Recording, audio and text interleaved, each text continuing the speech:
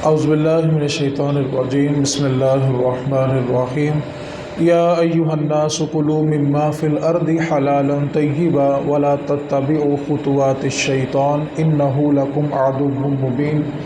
صدقت یا رب العالمین۔ ان اللہ وملائکتہ یصلون علی النبی یا ایہا الذین آمنوا صلوا علیہ وسلموا تسلیما۔ بلغ العلا بکمالہ کشف الدجى بجمالہ حسنت جمیع خصالہ۔ بلغ العلا بکمالہ کشف الدجى بجمالہ۔ اللہ رب العزت جل مجدہ الکریم کا احسان ہے کہ اس نے ہم سبھی کو ماہ صیام میں سانس لینے کی توفیق عطا فرمائی۔ اللہ تعالیٰ اس ماہ مقدس کا صدقہ ہم سب کے روزوں کو، نفلی عبادت کو، صلاۃ و تراویح کو، صدقات و خیرات کو اپنی بارگاہ میں قبول و منظور فرمائے، اور جن کی اس سال ماہ صیام میں بخشش ہونی ہے اللہ تعالیٰ ان میں ہم سب کا نام شامل فرمائے۔ قرآن مجید کی ایک انتہائی توجہ طلب آیت، ویسے تو قرآن کا ہر حرف توجہ کا طالب ہے، لیکن جس زمانے سے ہم گزر رہے ہیں اس زمانے کی طرف نبی پاک صلی اللہ علیہ وسلم نے بہت ساری پیشن گوئیاں فرمائی ہیں، اور آج کے دور کے لحاظ سے انتہائی توجہ طلب آیت ہے۔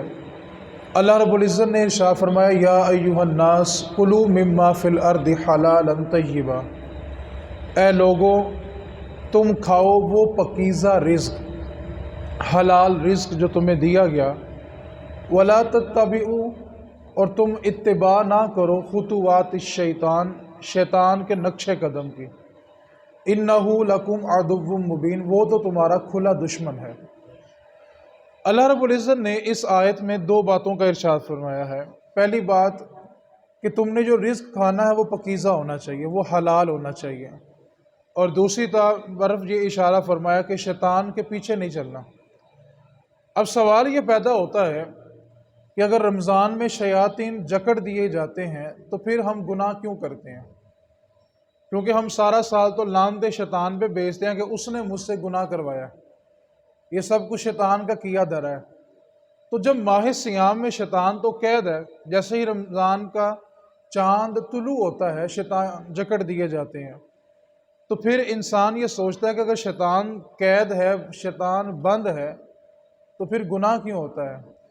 اصل بات یہ ہے کہ ہم نے اپنے نفس کو پال پال کے اتنا طاقتور کر لیا ہوتا ہے کہ جس طرح 11 مہینے وہ ہم سے اپنی بات منواتا ہے، ہم 12ویں مہینے میں اسی کی بات مانتے ہیں۔ اصل جو شیطانیت، جو نفسانیت ہے نا، وہ ہمارے اندر ہے، جس کے ہاتھوں مجبور ہو کے ہم گناہ کی طرف چلے جاتے ہیں۔ اب اللہ رب العزت نے ارشاد فرمایا کہ تم نے پکیزہ رزق کھانا ہے، حلال رزق کھانا ہے، حرام کی طرف نہیں جانا۔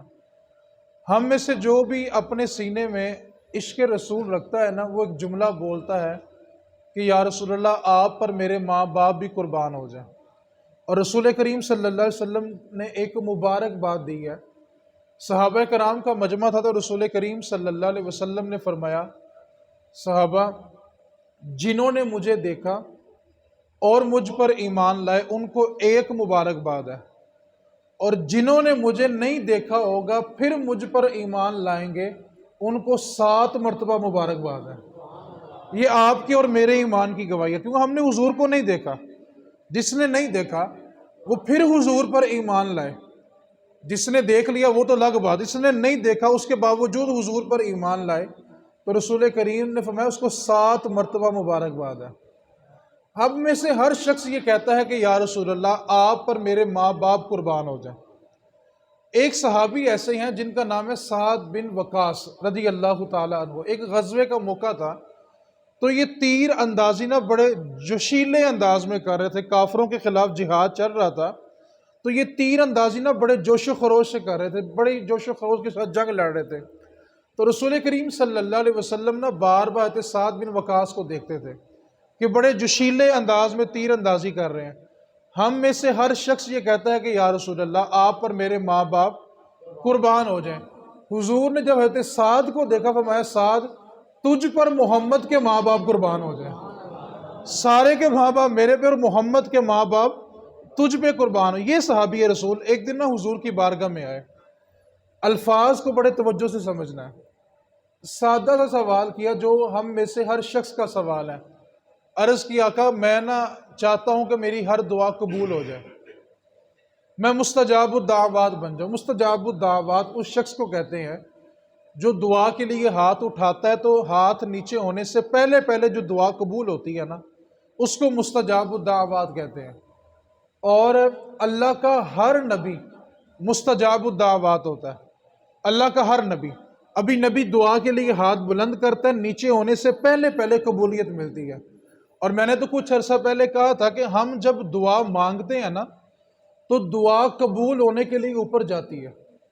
ہم جب دعا مانگتے ہیں تو دعا قبول ہونے کے لیے اوپر جاتی ہے، اور حضور جب دعا مانگا کرتے تھے تو قبولیت نیچے آیا کرتی تھی، قبولیت آ کے حضور کی دعا کو لے کے جاتی تھی۔ ہم دعا مانگے تو دعا اوپر جاتی ہے قبول ہونے کے لیے، اور حضور ہاتھ اٹھائے تو قبولیت ہی نیچے آ جاتی ہے اور حضور کی دعا کو لے کے جاتی ہے۔ اب انہوں نے سوال کیا، حضور میں چاہتا ہوں کہ میری ہر دعا قبول ہو، میں جو رب سے مانگوں مجھے مل جائے۔ تو رسول کریم نے کتنا زبردست نسخہ دیا، ایک ہی جملے میں، کوئی لمبے چوڑے نوافل نہیں بتایا، کوئی تسبیح کوئی ذکر اذکار نہیں بتایا، ایک جملہ بولا، فرمایا سعد جب بھی کھانا رزق حلال کھانا، رب تیری ہر دعا کو قبول فرمائے۔ ایک کیوں بلا؟ انسان رزق کی خاطر جھوٹ بولتا ہے، رزق کی خاطر پھٹا لگاتا ہے، رزق کی خاطر کسی کی غیبت کرتا ہے، یعنی یہ جو انسان کا پیٹ ہے نا، اس لیے تو بابا فرید نے کہا تھا 5 رکن اسلام دیتے 6واں ٹک کہتے ہیں روٹی کو، ٹکر کو۔ 5 رکن اسلام دیتے 6واں ٹک، جے نہ لبے 6واں تے 5 بھی جاندے مک۔ جس کو چھٹا نہیں نا میرا اس کا ایمان خطرے میں ہوتا ہے، اور غربت انسان کو کفر تک لے جاتی ہے۔ اتنا گہرا اور اتنا سخت امتحان ہے غربت کا۔ روگاں وچوں روگ ہے ڈاڈا، روگاں وچوں روگ ہے ڈاڈا جس دا نام غریبی، روگاں وچوں روگ ہے ڈاڈا جس دا نام غریبی، کنڈ پھیر کے لنگ جاندے نے رشتے دار قریبی۔ غریب کو تو تعارف ہی کوئی نہیں پیش کرتا کہ یہ میرا بھائی بھی لگتا ہے۔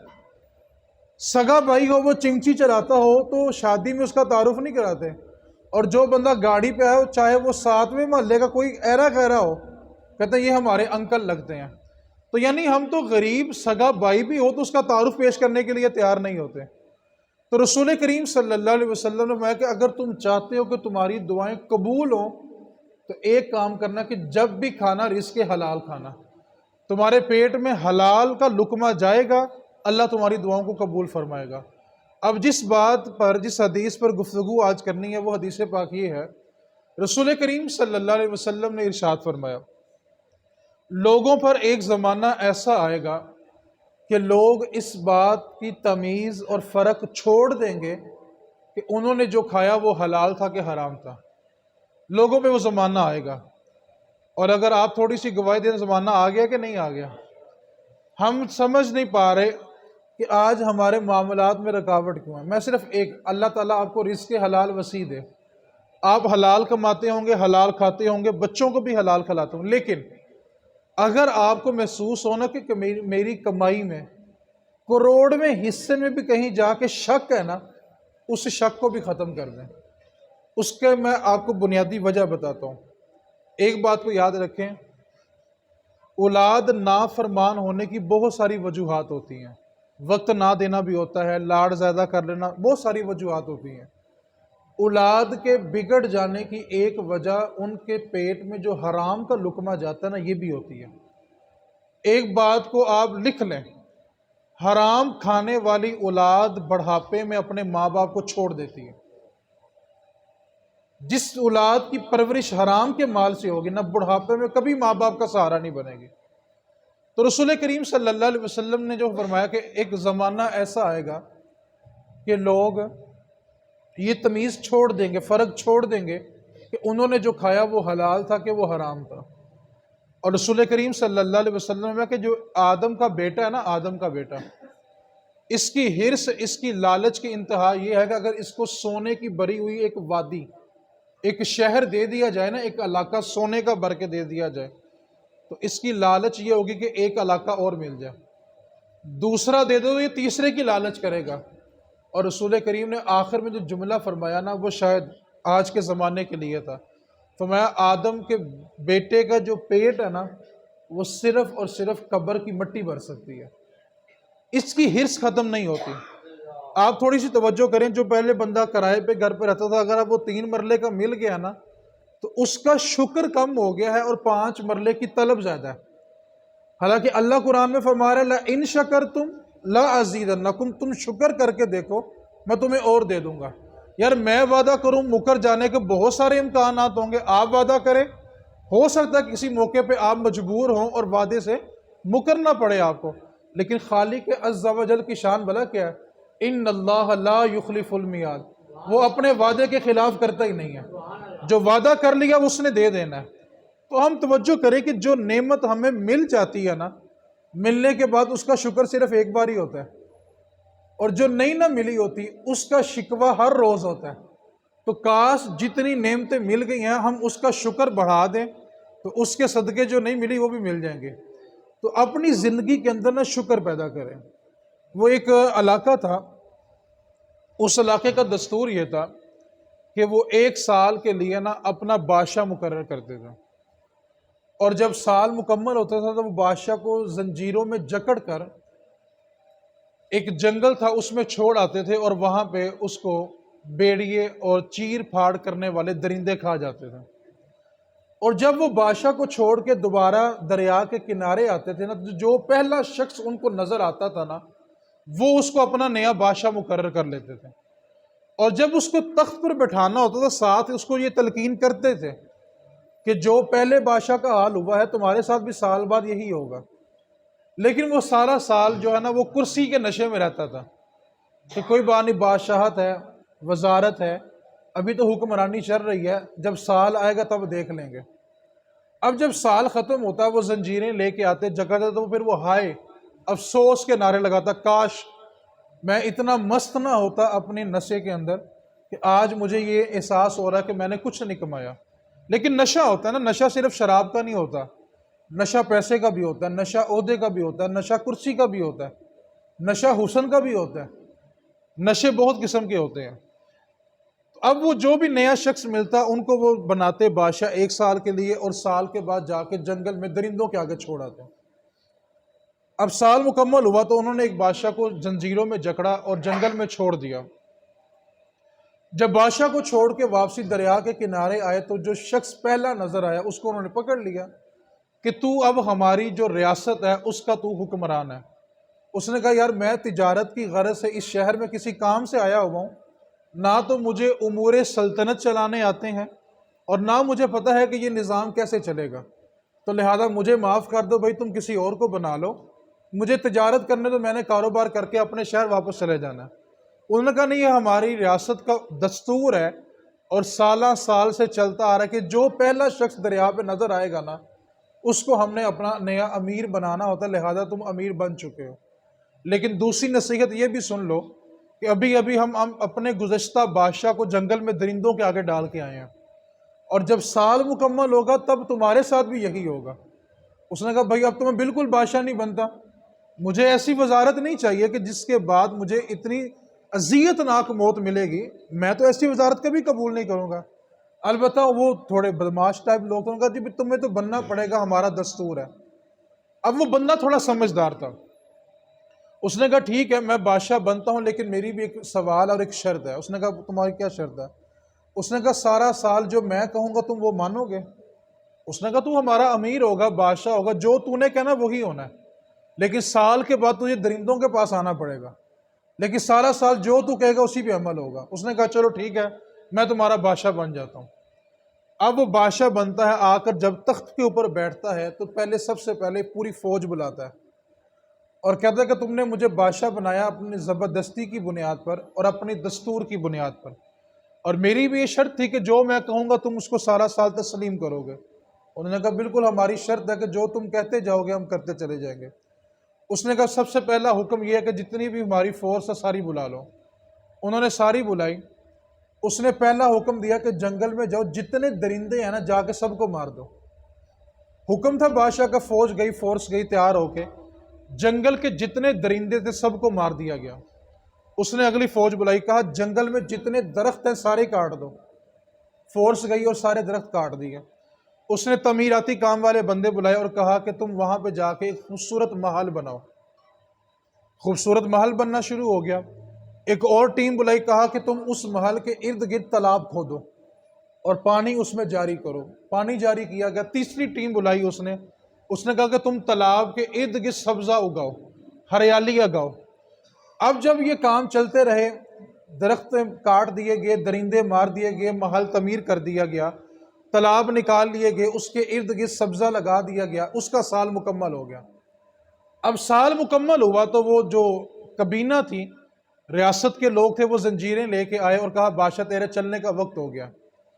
اس نے کہا تم مجھے زنجیریں نہ ڈالو، آگے آگے میں چلتا ہوں، پیچھے پیچھے تم آؤ۔ اب وہ بڑا مطمئن ہے، آگے آگے چل رہا ہے، ساری ریاست کے بندے باشندے اس کے پیچھے پیچھے چل رہے ہیں۔ تو حیران ہے کہ یہ پہلا بادشاہ ہے جو آگے آگے اتنا پر اطمینان چل رہا ہے کہ اس کو خوف ہی کوئی نہیں، جبکہ اس کو پتہ ہے۔ لیکن اس نے کہا کہ دیکھو، میں نے جہاں ہمیشہ کے لیے جانا تھا نا، میں نے وہاں کی تیاری بڑی اچھی کی ہے۔ مجھے پتہ تھا کہ میں نے سال کے بعد یہاں پہ چلے جانا ہے، تو میں سارا سال کرسی پہ بیٹھ کے کرسی کو نہیں سنبھالتا رہا، جہاں میں نے ہمیشہ کے لیے جانا تھا نا، میں نے صرف اس جگہ کی تیاری کی ہے۔ سوال یہ پیدا ہوتا ہے کہ ہم بھی ایک ریاست میں بادشاہ بن کے بیٹھے ہوئے ہیں، اور جہاں ہم نے ہمیشہ کے لیے جانا ہے اس گھر میں تیاری کی ہے کہ نہیں کی؟ ہم نے کبھی سوچا؟ آپ ایک عقل مند انسان ہے، میں آپ کو آپ کی عقل مندی کی ایک مثال دیتا ہوں، توجہ کریں گے تو شاید آپ کی مثال فوراً دل میں اتر جائے۔ ایک بندہ سعودیہ میں جاتا ہے، دبئی میں جاتا ہے، یورپ کے کسی ملک جاتا ہے روزگار کمانے کے لیے، وہ وہاں پیسہ کماتا ہے، تو کیا گھر وہ یورپ میں بناتا ہے کہ پیسہ پاکستان بھیجتا ہے؟ کیوں؟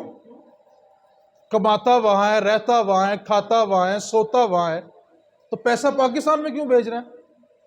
کیوں؟ وہ کہتا ہے یار جب میں نے کام چھوڑ کے جانا ہے تو میں نے پاکستان میں رہنا ہے۔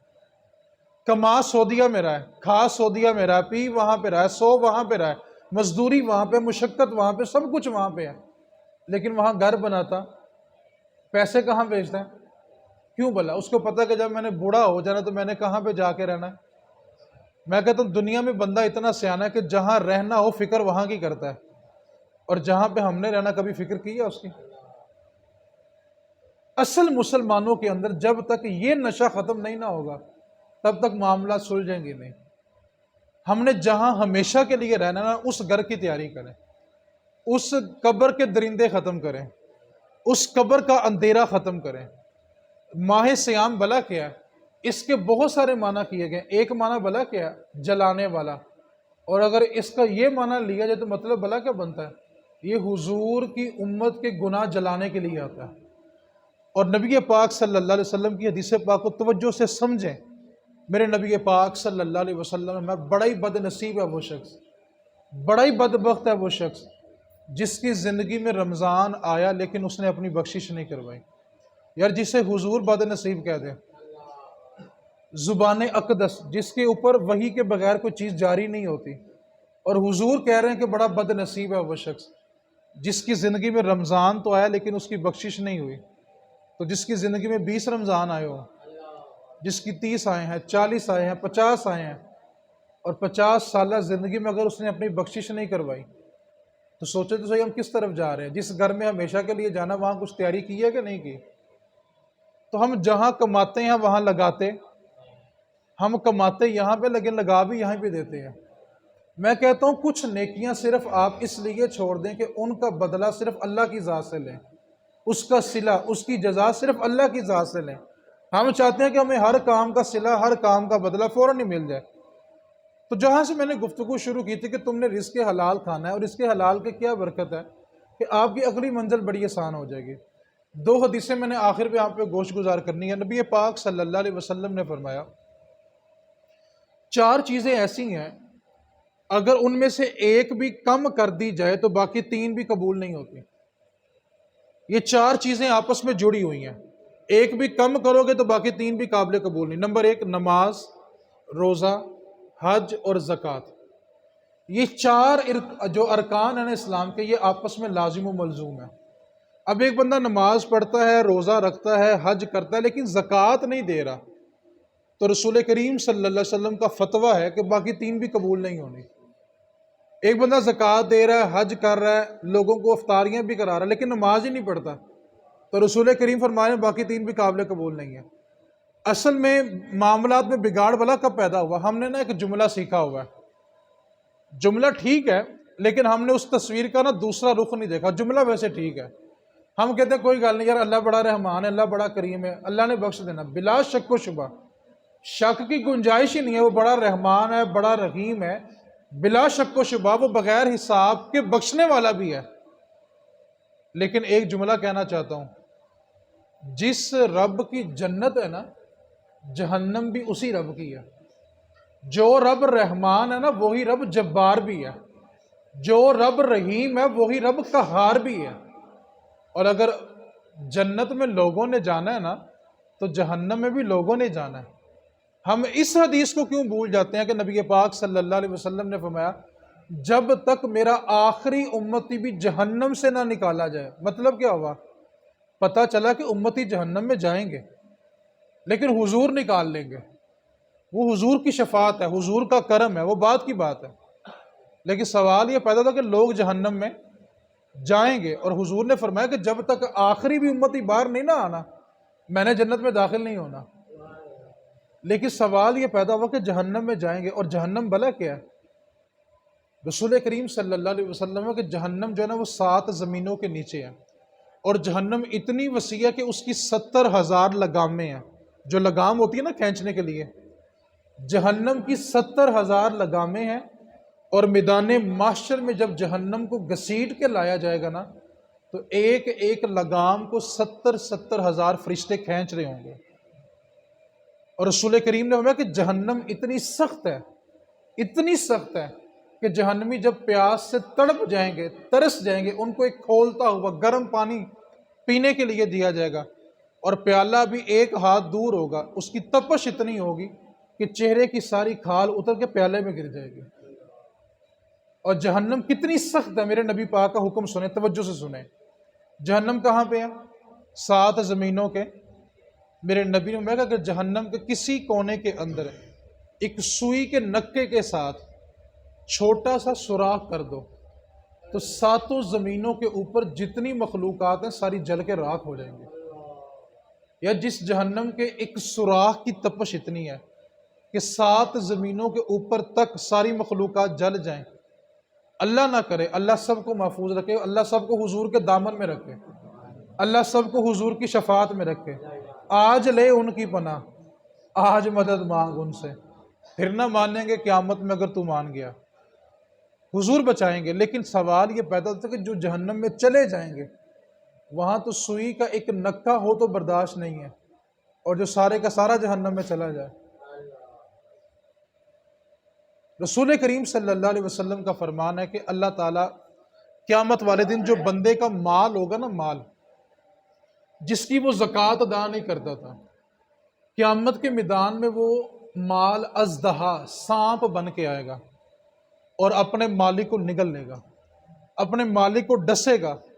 لوگ پوچھیں گے مالک یہ کیا ہے؟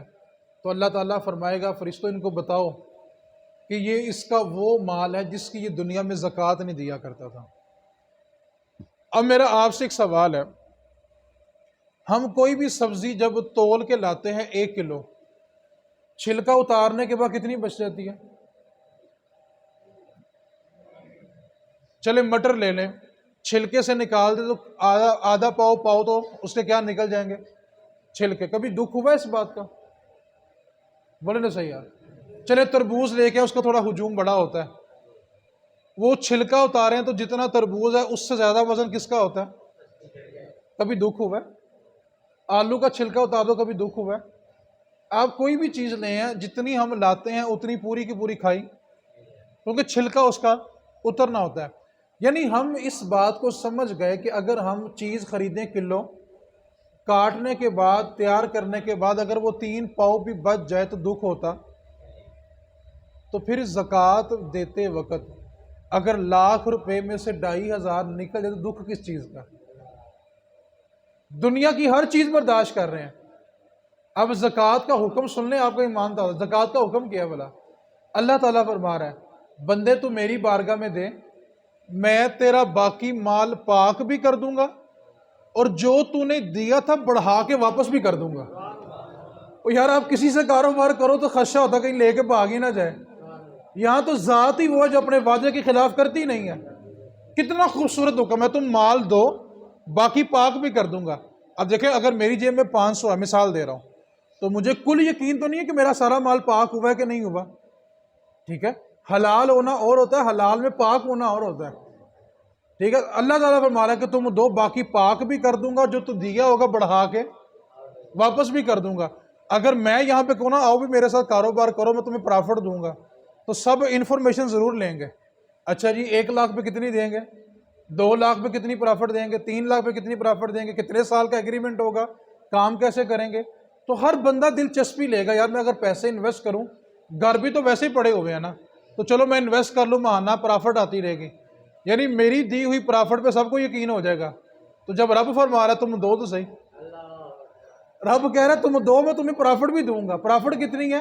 تم 1 خرچ کرو میں تمہیں 10 گنا اضافہ کر کے دوں گا۔ یہاں پہ شاید 1 کے بدلے 1 ملے، وہاں سے 1 کے بدلے 10 مل رہی ہیں۔ اور توکل بھلا کیا ہوتا ہے؟ حضرت رابعہ بصری رحمۃ اللہ تعالیٰ علیہ، آپ کے گھر میں نا 1 روٹی تھی اور اچانک مہمان آ گئے، تو خادمہ نے کہا کہ کھانے میں تو صرف 1 روٹی ہے جو آپ نے اور میں نے مل کے کھانی ہے، عالم ہے کہ روٹی مہمان کو کھلا دو۔ خادمہ بڑی پریشان، اس نے روٹی مہمان کو کھلا دی۔ اب جب اپنی روٹی کھانے کا وقت آیا تو کچھ مہمان اور آ گئے، دروازے پہ دستک ہوئی تو بادشاہ کا جو دربان تھا وہ آیا کہ بادشاہ نے آپ کے لیے کھانا بھیجا ہے۔ آپ نے ہمیں خادمہ سے کہا جو گن کے کتنی روٹیاں ہیں؟ اس نے بتایا کہ 7 روٹیاں۔ کہا یہ ہمارا نہیں ہے، کسی اور کا غلطی سے یہاں پہ آ گیا۔ اب وہ بڑی پریشان کہ گھر پہلے مہمان بیٹھے ہوئے ہیں، بھوکے بھی بیٹھے ہوئے ہیں، 7 روٹیاں آئی ہیں وہ بھی آگے بھیج دی ہیں۔ پھر دستک ہوئی، جی بادشاہ نے آپ کے لیے کھانا بھیجا، گنی تو کتنی 9 روٹیاں۔ کہا ہماری نہیں، کسی اور کی غلطی سے آ گئی ہیں۔ اب خادمہ اور بڑی پریشان کہ روٹیاں آ رہی ہیں، مہمان گھر بھوکے بیٹھے ہوئے ہیں، واپس بھیجتی جا رہی ہے امی کو، اماں رابعہ کہتے ہیں نا سب آپ کو، اماں رابعہ۔ تو تیسری مرتبہ روٹی آئی 10، خادمہ نے گنی تو کہا رابعہ بصری 10 روٹیاں، میں یہ ہماری ہیں۔ 10 روٹیاں لی، مہمانوں کو بھی کھلائی، خود بھی کھلائی۔ تو پوچھا بھئی اگر یہ 7 والی آپ کی نہیں، آپ کو کیسے پتا چلا؟ 9 والی بھیجی اور 10 والی رکھ لی ہیں۔ کہا تم نے قرآن نہیں پڑھا؟ رب فرماتا کہ تم اس کی بارگاہ میں 1 دو تمہیں 10 گنا دے گا۔ تو جب اس کا وعدہ تھا کہ 10 آئیں گی تو میں 7 کیوں رکھتی؟ اس نے 10 دینی تھی، میں 9 کیوں رکھتی؟ تو بھائی اللہ فرما رہا ہے کہ تم دو میں تمہیں پاک بھی کر دوں گا بڑھا کے۔ ہم انشورنس کمپنی پہ بلیو کر رہے ہیں، ہم انویسٹروں کے اوپر بلیو کر لیتے ہیں، بھئی یہ انویسٹمنٹ کرتا ہے بندہ، اچھی پرافٹ دیتا ہے۔ آج تو لال شاہ ڈبل شاہ بڑے ہو گئے، آئیں آپ کو میں ڈبل کر دیتا ہوں، وہ ڈبل کے چکر میں سنگل بھی نکل جاتا ہے۔ تو ہم ان پہ اعتماد کر رہے ہیں، لیکن جب رب فرما رہا ہے کہ تم دو میں تمہیں 10 گنا بڑھا کے دوں گا، تو ایک آدھا کاروبار رب سے کر کے تو دیکھیں نا۔ اصل میں ہم اس کی ذات پہ نا توکل نہیں کر رہے، تو اس واسطے اپنے مالوں کی زکوٰۃ ضرور دیں، ورنہ یہ مال ہمارے لیے آزمائش بن جائے گا۔ زکوٰۃ فرض ہے، اور اللہ رب العزت کے محبوب کا جملہ بڑی توجہ سے سننا ہے۔ نبی پاک صلی اللہ علیہ وسلم میں جو قوم اپنے مال کی زکوٰۃ ادا نہیں کرتی، اللہ اس قوم کے اوپر قحط سالی نازل کر دیتا ہے، اس قوم سے بارشیں بند ہو جاتی ہیں۔ اور نبی پاک صلی اللہ علیہ وسلم نے ایک نشانی اور بتائی ہوئی ہے، جب اللہ کسی قوم سے ناراض ہوتا ہے تو پھر بے موسمی بارشیں ہوتی ہیں۔ ہم اس دور سے گزر رہے ہیں۔ اللہ تعالیٰ اس قوم سے ناراض ہے جو اپنے قوم اپنے مالوں کی زکوٰۃ ادا نہیں کرتی۔ اپنے مالوں کی زکوٰۃ دیں، یا لاکھ روپے پیچھے صرف 2500 روپیہ اپنے بہن بھائیوں میں، اپنے رشتہ داروں میں، اپنے محلے داروں میں جو مستحق ملتا ہے۔ اب مستحق کی تعریفیں ہم نے بہت ساری اپنے آپ سے کر لی ہوئی ہیں۔ سادہ لفظوں میں زکوٰۃ کے مسائل بڑے طویل ہیں، انشاءاللہ کبھی موقع ملے تو تفصیل سے بیان کریں گے۔ صرف ایک بات یاد رکھ لیں، اس بار جو نصاب نکلا ہے وہ کم و بیش 90,000 روپیہ۔ 2 کیٹاگری ہیں، ایک دینے والوں کی اور ایک لینے والوں کی۔ جو 90,000 کا مالک ہے اور پچھلے سال بھی مالک تھا، وہ دے گا، جو 90,000 کا مالک نہیں ہے وہ لے گا، بس یہ 2 جملے یاد کر لیں۔ بیوہ ہونا، یتیم ہونا، مسکین ہونا۔ اب ہم نے کیا کلیہ بنایا ہوا جی، وہ بیوہ ہو گئی ہے تو اب اس کا شوہر نہیں ہے، کمانے والا نہیں ہے، تو ہم اس لیے زکوٰۃ اس کو دیتے ہیں، حالانکہ اس نے اپنی بچیوں کے لیے 5 تولے زیور بنا کے رکھا ہوا ہے۔ اب ایک بچہ ہے، بالغ ہو گیا، باپ اس کا تھا کروڑ پتی، باپ مر گیا تو بچہ کیا ہو گیا؟ یتیم بھی ہو گیا ساتھ، تو اب ہم کیا کہیں گے؟ یتیم ہے، اس کو زکوٰۃ دے دیں۔ یتیم ہونا، مسکین ہونا، بیوہ ہونا یہ شرط نہیں ہے، اس کا مستحق ہونا شرط ہے۔ بہت سارے لوگ ہیں بیوہ کو زکوٰۃ دے جا رہے ہیں، اس نے گھر میں زیور سنبھال کر ڈالا کہ اس پہ خود اپنے مال کی زکوٰۃ لگتی ہے، وہ دینے کی بجائے لوگوں سے لیتی جا رہی ہے۔ بندہ خود لاکھ پتی ہے، وہ دینے کی بجائے لوگوں سے لیتا جا رہا ہے۔ تو زکوٰۃ کے لیے یتیم ہونا، مسکین ہونا، بیوہ ہونا یہ شرط کیا ہے اس کا؟ مستحق۔ 90,000 والا دے گا، جس کے پاس نہیں ہے وہ سادہ سا کھلی، اس کو بس یاد کر لیں۔ اپنے مالوں کی زکوٰۃ ادا کریں، ضرور ادا کریں۔ ایک بات کو یاد رکھیں، اگر ہم نے اپنے رب سے تجارت نہ کی، ایک جملہ شاید اگر آپ تھوڑی سی گہرائی میں اس کو سمجھ لیں تو شاید زکوٰۃ دینا آسان ہو جائے۔ سارے کا سارا رزق دیا کس نے ہے؟ زکوٰۃ کس کی بارگاہ میں دینی ہے؟ جو رب دینا جانتا ہے وہ لینا بھی۔ اگر اس نے سارا لے لیا تو پھر کیا کریں گے؟ ایک جملہ کہنے لگا ہوں، اللہ کا شکر ادا کریں کہ اس نے آپ کو بانٹنے والا بنایا، آپ کو کسی کی دہلیز پہ منگتا بنا کر نہیں بھیجا۔ اس نے باپ سر پہ سلامت ہو تو لوگ زکاتیں بانٹتے ہیں، اور باپ کا سایہ اٹھ جائے نا تو وہ لینے والی لائن میں لگے ہوتے ہیں۔ ابھی کرونا نے بہت سارے ایسے لوگ سامنے نکھار کے پیدا کیے جو سارا سال بانٹتے تھے، لیکن آج کل وہ لینے والی لائن میں لگے ہوئے ہیں۔ اس کا شکر ادا کریں۔ بندہ بندے سے ڈنڈی مارے تو اور بات ہے، خدا کے واسطے رب کی بارگاہ میں نا اپنی چلاکیاں نہ لگایا کرو۔ چلاکی بلا کیا ہے؟ سارا سال زیور اپنی ملکیت میں، پیسہ اپنی ملکیت میں، جب سال پورا ہونے لگا یہ تو میں نے بچوں کو دے دیا ہوا ہے، جب سال گزر گیا پھر اپنی ملکیت میں۔ جو رب دینے پہ قادر ہے وہ، اس واسطے اس کی بارگاہ میں چلاکیاں نہیں لگانی چاہیے یار۔ اس کی بارگاہ میں زکوٰۃ ادا کریں۔ آپ چاہتے ہیں کہ آپ کی زندگی آنے والی سکون میں ہو تو رزق حلال کھائیں، اس رزق حلال کی زکوٰۃ ادا کریں۔ اور دوسری بات، جہاں پہ ہمیشہ کے لیے جانا ہے اس گھر کی تیاری کریں۔ ماہ سیام کو نوجوانوں ساری رات کرکٹ کھیل کے ضائع نہ کرو۔ اب تو ماشاءاللہ نائٹ کرکٹ کلب اور نائٹ ٹورنامنٹ شروع ہو گئے ہیں۔ جو سارا سال کام کرتے ہیں وہ رمضان کی راتوں میں میچ کھیلنا شروع ہو گئے ہیں، حالانکہ رمضان کی ایک ایک رات بخشش کا سامان لے کے آئی ہے۔ بڑا بد نصیب ہے جس کی زندگی میں رمضان تو آیا لیکن اس نے اپنی بخشش نہیں کروائی۔ اس کو مسجدوں میں گزاریں اور کوشش کریں کہ مسجد والے بھی بچوں کو گزارنے دیں، ٹھیک ہے؟ اللہ کا گھر سب کے لیے کھول کے رکھے۔ اللہ تعالیٰ میری ان باتوں پر مجھے اور ہم سب کو عمل کرنے کی توفیق عطا فرمائے۔ وما علینا الا البلاغ۔